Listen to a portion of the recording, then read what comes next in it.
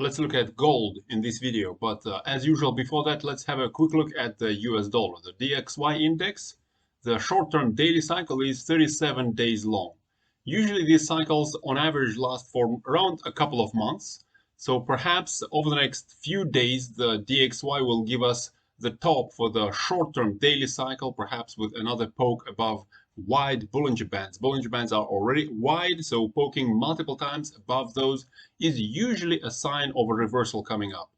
For the intermediate cycle, the US dollar's intermediate cycle is 112 days long. Usually these last for over half a year, so there is a pretty good chance that the intermediate cycle might actually top in the next few days as well. Although we are going to have another bounce into a short-term daily cycle, it might create a new high before rolling down into the intermediate cycle low, but that of course remains to be seen. Coming back to gold, what it means is that perhaps there are another few days of weakness in gold, and that also aligns with the short-term daily cycle duration, which is now 38 days long. Usually these last for just over 1.5 months. So perhaps over the next few days, another poke below the Bollinger Bands on gold and a test of this 200-day moving average, which is at around 1840. This 1840, by the way, has been a support resistance zone that has been respected quite a few times, multiple times. So we might see that again over the next few days.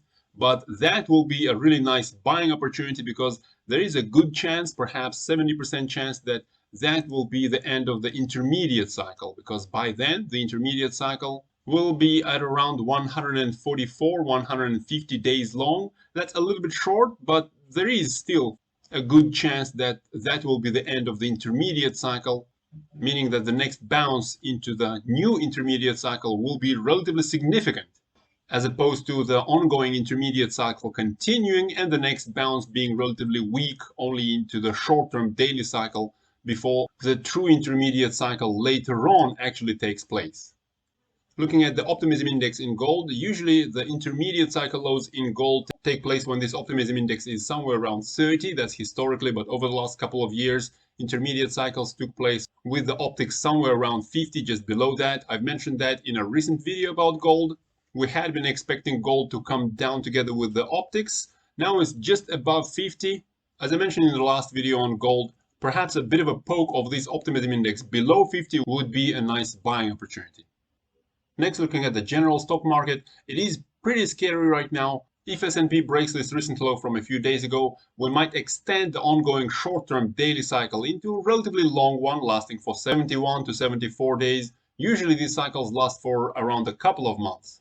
So while in the intermediate term, all of these are bearish signs for the S&P, as we have an intermediate cycle that is likely to progress down for several months for the rest of the duration of the intermediate cycle, I still do have some positions in general stock market. Although it is getting pretty painful, I don't want to sell when there is so much pessimism about the markets. Perhaps I'll bring my limit sell orders a bit down to catch a bit of a bounce into a new short-term daily cycle, perhaps a bit of a retest of the 50-day moving average before the continuation of the intermediate cycle down. Looking at the optimism index on the general stock market, we see that this optics is quite low. It's at the lowest level since the pandemic low in March 2020, which itself has actually been a very significant low. Even compared to the global financial crisis over here on the left side, we see optimism index dropping to the level of around 14 or higher during the global financial crisis, while at the pandemic low it dropped all the way down to 11. So we are comparing here to a historical record, and the optimism right now isn't actually that far from those historically low levels. It has recently been at 16.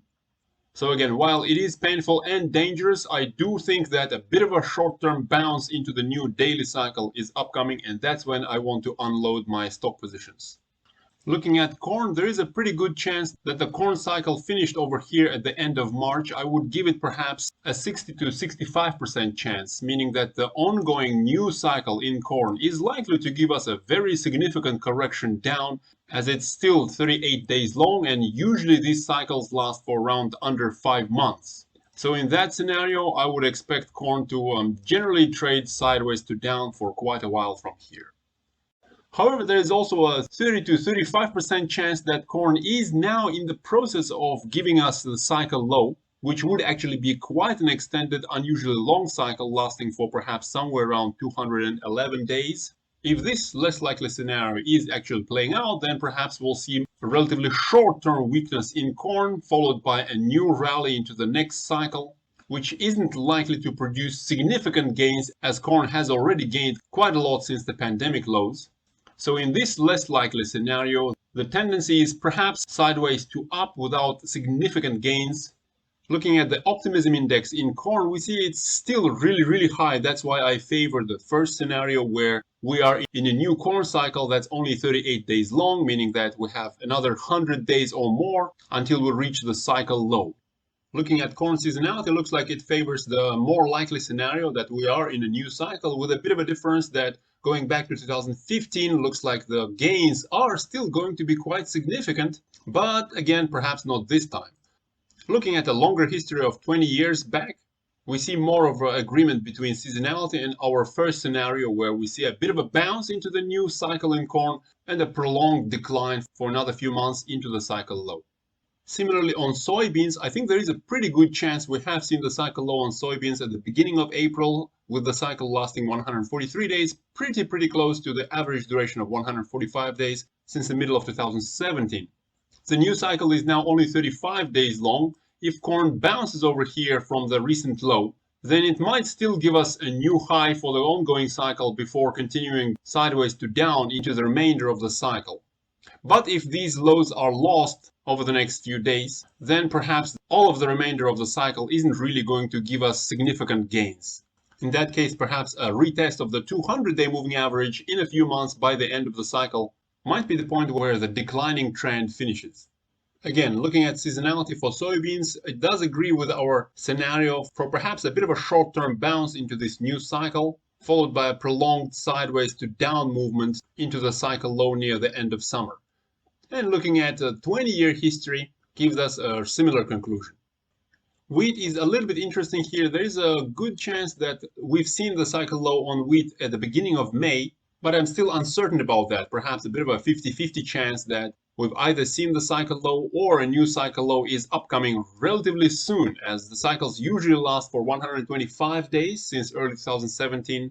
And that early May cycle low might actually give us a cycle lasting for 115 days, pretty close to average duration, or a further decline might give us a cycle lasting for around 130-140 days, which is also not that far from the average duration.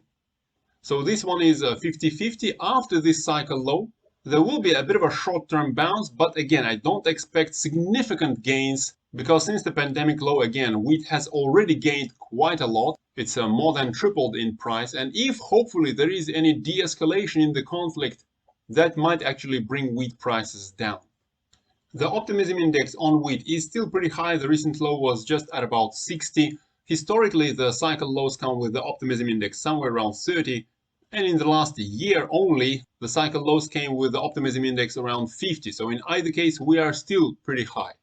Seasonality since 2015 generally agrees with the suggestion for a cycle low either somewhere around early May or relatively soon, closer to the middle of May.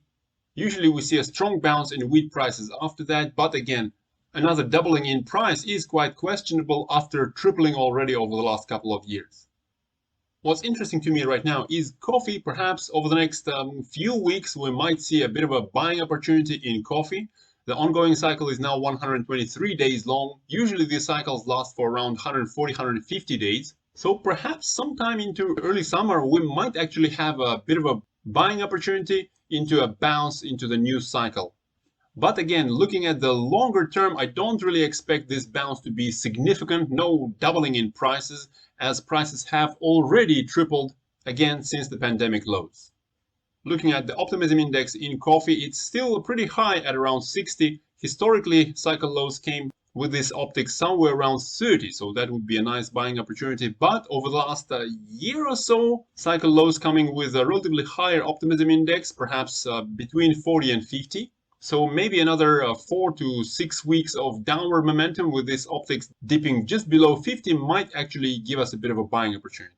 And looking at seasonality, more recent history since 2015 doesn't really disagree with us. We see a bit of a low in late May, but also another low somewhere in the second half of June. Perhaps the ongoing cycle will finish sometime into early summer with a bit of a bounce into a new cycle. Lastly, looking at crypto, looking at Bitcoin, I stand corrected here. Previously, I mentioned that this low around mid-May wasn't really a cycle low for Bitcoin, but I want to recalibrate at the moment because otherwise the ongoing cycle would be extremely low at already 102 days today. So the correct cycle count is perhaps a bit of a mild, very soft cycle low into mid-March, giving us a bit of a short cycle lasting for 49 days. Usually these cycles last for just around a couple of months. And since then we are in a new cycle that's so far 53 days long.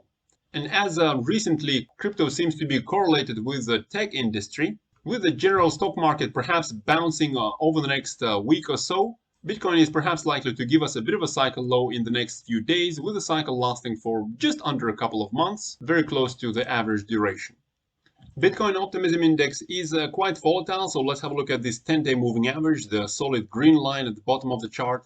Usually the cycle lows take place with the 10-day moving average of the optics somewhere around 30, as in January this year, for example. During that cycle low, Bitcoin gave us a lower low into late January with the 10-day moving average of this optics showing a positive divergence. So perhaps a bit of a similar situation over the next few days, perhaps a bit of a positive divergence on this 10-day moving average with a lower low on Bitcoin price. So in a few days, I do expect a bit of a bounce in Bitcoin and most other cryptocurrencies as they are correlated, but there will be some significant resistance zones. Most notable resistance zone is just somewhere around 45,000 that has been respected several times during this year. So my plan is to unload most of my crypto positions just below 45. But again, that's only my plan. Nobody does know the future, so I do want to know what you think. Share your opinion down in the comments below, and have a nice weekend.